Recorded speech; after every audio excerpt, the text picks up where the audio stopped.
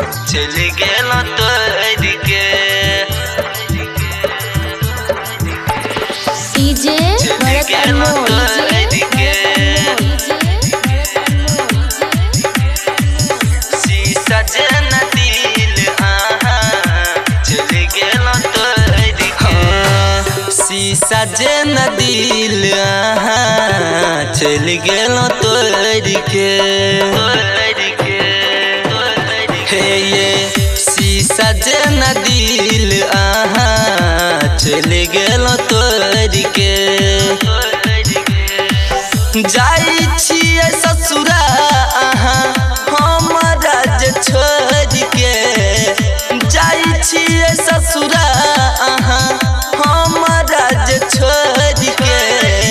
शीशा जन दिल जान चल गेलो तोड़ के शीशा जन दिल चल गेलो तोड़ के अखन अपने सब सुन रहा छी माँ कमला म्यूजिक के शानदार प्रस्तुति। जय हो कमला। डीजे भरत अनमोल मिथिलांचल शीशा जन दिल चल गेलो तोड़ के दिल लगा के के लिए बर्बादिए दिन रात आवे जान ओही के यादिए हे ये दिल लगा के लिए बर्बादिए दिन रात आवे जान ओही के यादिए जियै छी दिन रात घर अपन छोड़ के जियै छी दिन रात घर अपन छोड़ के शीशा जन दिल जान चल गेलो तोड़ के